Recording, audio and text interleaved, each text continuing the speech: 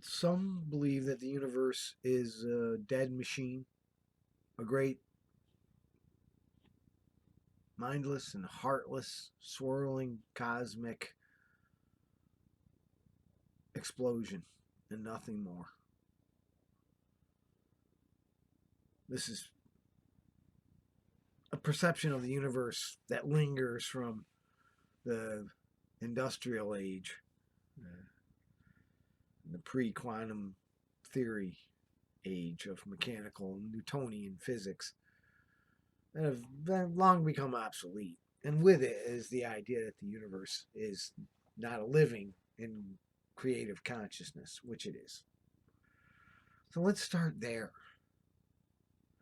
And let's keep going with it. I mean, if the universe is a living consciousness, then what's the purpose of life but to be a living consciousness?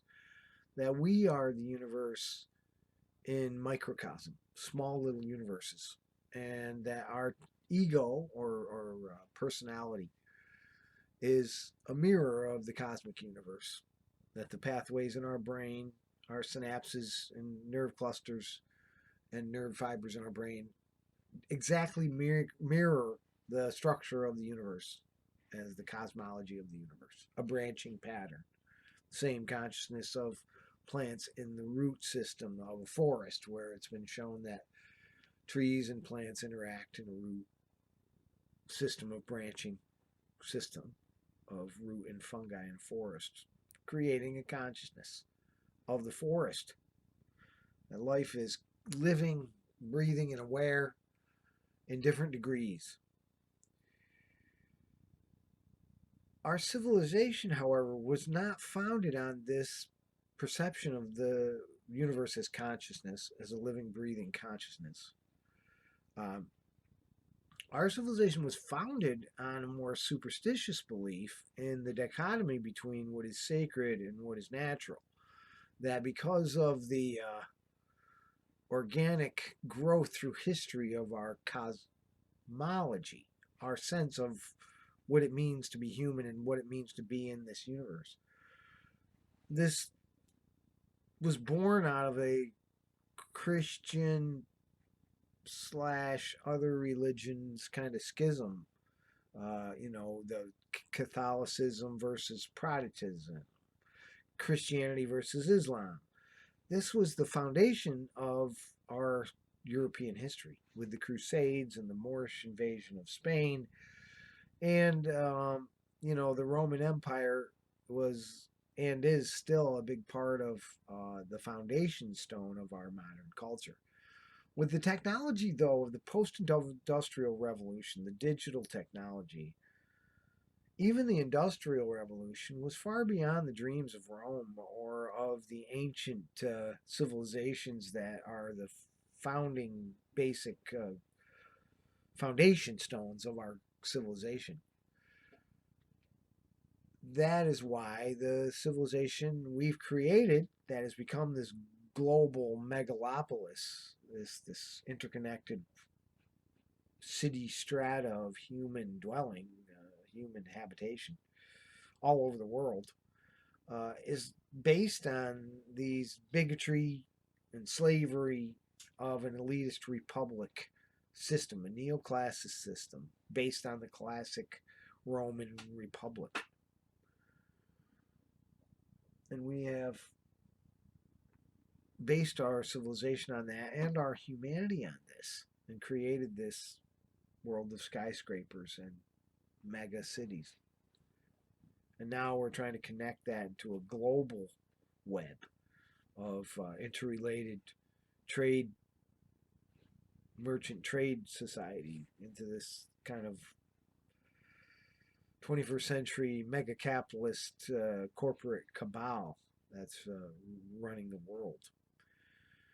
But is this the best way to run the world, or is it indeed a suicidal way to run the world? Because we're beginning to see that the inevitable consequences of this Republican, Platonic, slave owning hierarchy that has, transformed into this kind of totalitarian workplace totalitarian government, neoliberalism, whatever you want to call it, this capitalist inequity and toxicity is destroying the planet.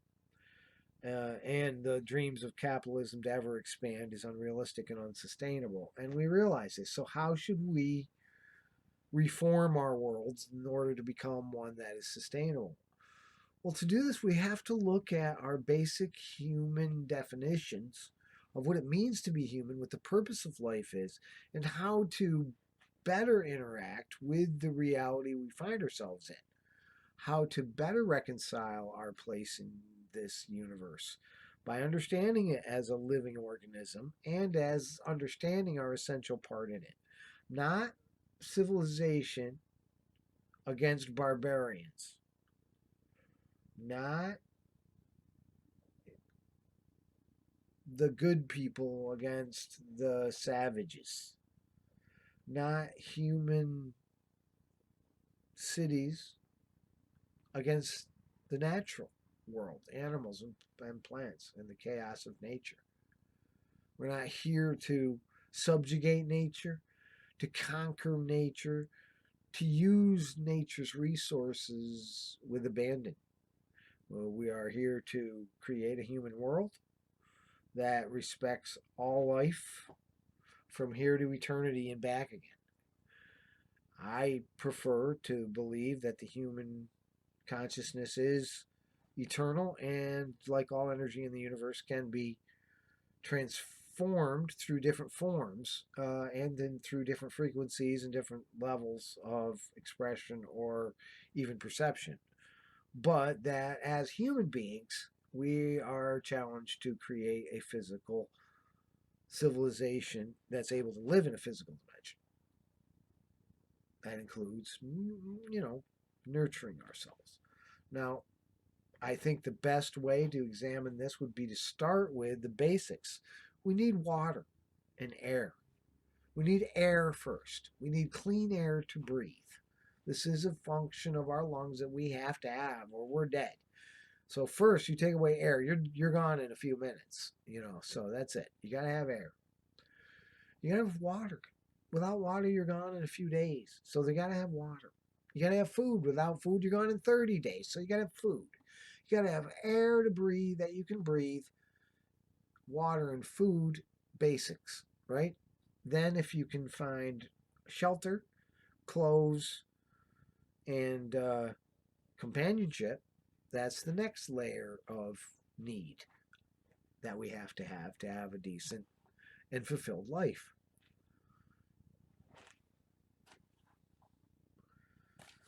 So by starting with these basic needs, we can then move on to how to achieve them for everyone on the planet. And that's the great challenge of the 21st century world. You can't just say we got to have clean air for Americans. We've realized now that you got to have, if you're going to have clean air, it's got to be for everybody. It can't just be for Americans. How do we find those basic needs? How do we reform our world to enhance and to maintain and sustain those basic needs? Well, clean air is our biggest challenge because the warming of the planet, for whatever reason, and I do believe it's human, using it without a conscience, taking advantage of our mother. And this is what has caused the virus. And this virus is calling on us to reform our world or die by the millions. And we stubbornly refuse to even, in my opinion, and it's been my opinion for the last 50 years, know that we're stubbornly refusing to see what actually needs to be done in our world. And it won't do it. It'll do just the opposite of it. Do everything else but. And I don't get it. Why?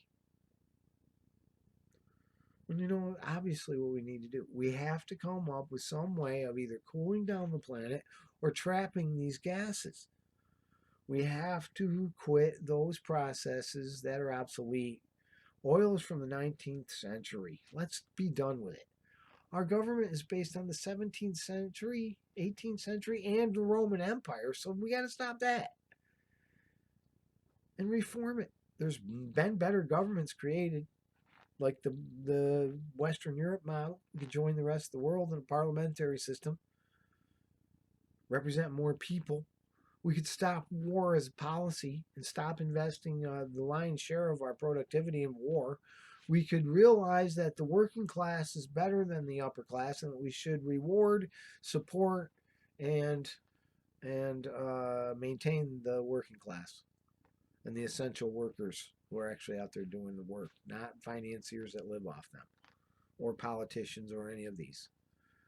We have to believe, we have to invest in education. We have to remake human habitation from these sprawling cities and suburban sprawl into more concentrated and better defined and built places. I imagine, lots of canals for transportation and sort of a more natural and more beautiful designed living city of the future. Perhaps in some kind of concentric circles, designed for efficient, sustainable, and reusable human processes, symbiotic human processes, not only in balance with nature, but that foster life and foster nature, that we can participate in the creativity of the universe by stopping our killing of life, whether that be clearing trees, eating animals, creating wars.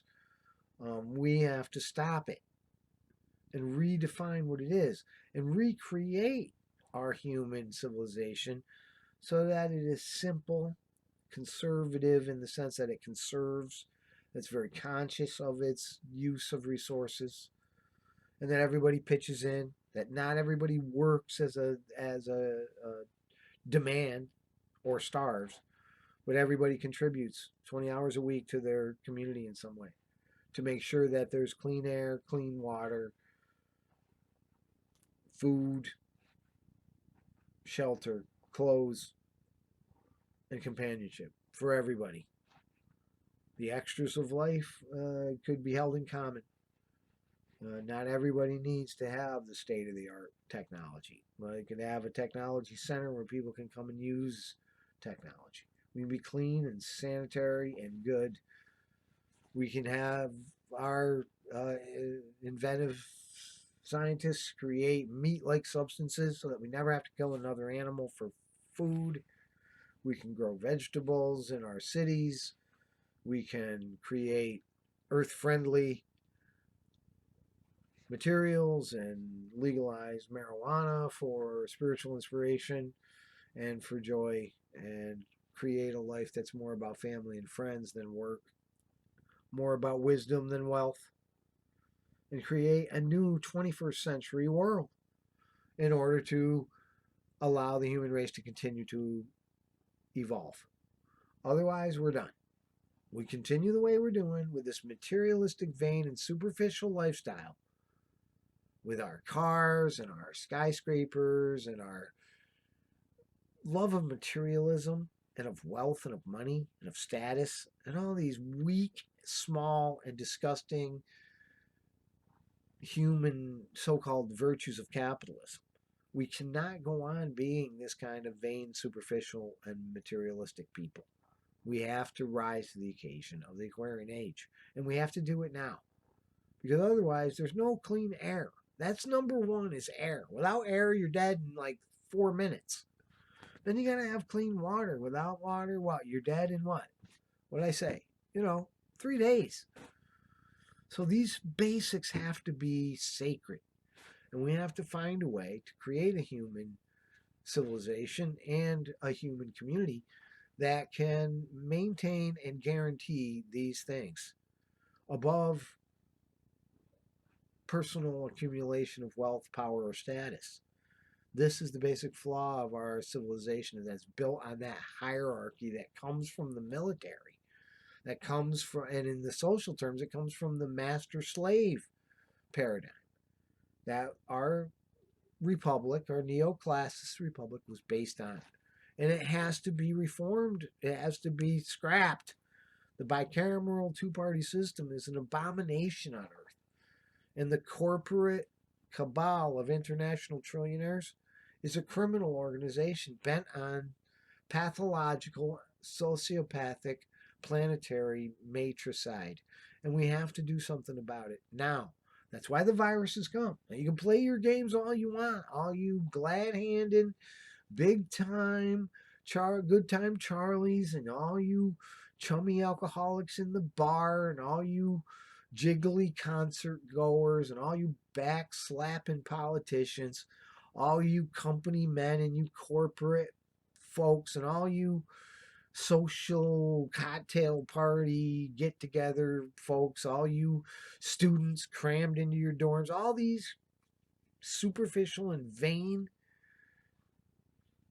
and unnatural institutions and processes in our world have got to go, or we will be exterminated. This is something I've been saying for many, many decades, and now it's obvious to you. You're probably saying, "Well, this is pretty obvious," but I've been saying it for many, many years. We are headed for a mass extinction of the human race unless we make fundamental changes to what it is to be human and how humans should behave on this planet. We cannot continue to go on with these wars. We cannot continue to go on subsidizing and using fossil fuels. We cannot go on with the mass incarceration to create a slave class in the world due to the prohibition of marijuana and psychedelic drugs and other things. We have to reform our world to make it a 21st century world. We can live cleanly. If we want to look back on the past at our grave mistakes of the past, we may find solutions. We may find solutions in African American culture and Native American culture that we have so horribly misused. And we should go there seeking the gold that we threw away in our ignorance and bigotry. And we could find the solutions we need to save the planet and save the human race. Otherwise, I believe we will soon, before this century gets too much older, before 2050, we'll see the extinction of the human race due to methane poisoning and the loss of life in the rivers and streams and oceans. That's gonna do us in. So, I pity the next generation. I have maybe 30 years left on this planet at the most, and that's being into my 93. So good luck with that. But it's possible. But I don't see a very good 30 years ahead. There's huge hurricanes this season. It was 60, 70 degrees right into November in the northeast of the United States. It's crazy. Changes in the jet stream could be dire for Europe and for our whole human family. But maybe that these catastrophes, as they happen, will be the way that we finally find a way to be a better humanity. I hope so. I look forward to that day. But as my friend Lunge the dinosaur says, it's long past time to save the future. Let us not go extinct. Thanks.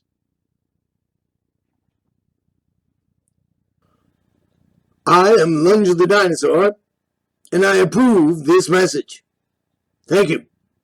Let us not go extinct.